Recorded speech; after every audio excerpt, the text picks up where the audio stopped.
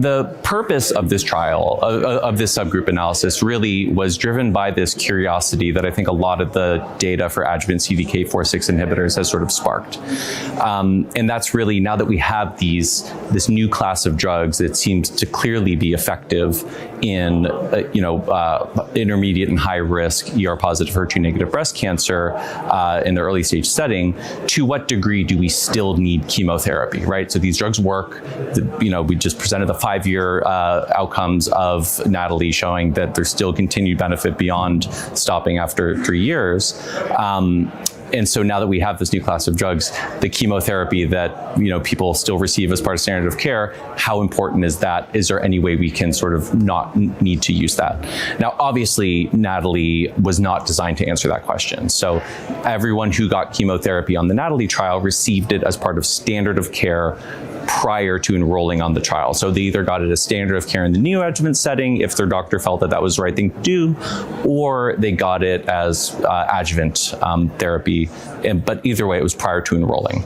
And so what we decided to do was look at a subgroup of patients who we have looked at before. We've looked at the neoadjuvant patients on NATALEE as a whole, and as a whole, the neoadjuvant patients did better with ribociclib as compared to the control arm, which is essentially what we see with all subgroups. All the subgroups so far seem to do better with the addition of ribociclib.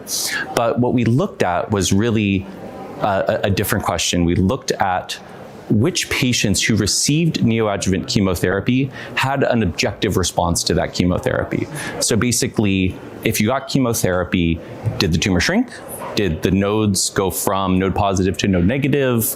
Was there a drop in the Ki-67? Some kind of objective response prior to getting chemo and then after getting chemo. And so based on that, we categorize patients as having either having a chemo response, or they're a chemo responder, or they didn't respond to chemotherapy. And so those were the two sort of groups that we were looking at. And then separately within those, we looked at those in the control arm and then with the addition of ribociclib. And what we found was very interesting. So in patients who had gone on to receive only standard of care endocrine therapy, which is a non-steroidal aromatase inhibitor, with or without goserelin if they're premenopausal or men, essentially those patients, if they had a response to chemotherapy, they did better than patients who didn't have a response to chemotherapy. They had an improved invasive disease-free survival. So basically, if you responded to chemo, you did better than patients who didn't respond to chemo. And that sort of makes sense, right? We would expect that to make sense. We would probably expect that finding. However, when we looked at it in the ribociclib population, there was no statistical difference between the two groups, showing that that benefit that you saw with chemotherapy without ribociclib, that benefit no longer was detectable once you added in ribociclib. So it's a very interesting finding. I think what it represents is you're placing a drug that is within the pathway between response to chemotherapy and invasive disease-free survival. So I think this is hypothesis generating. It's very interesting data.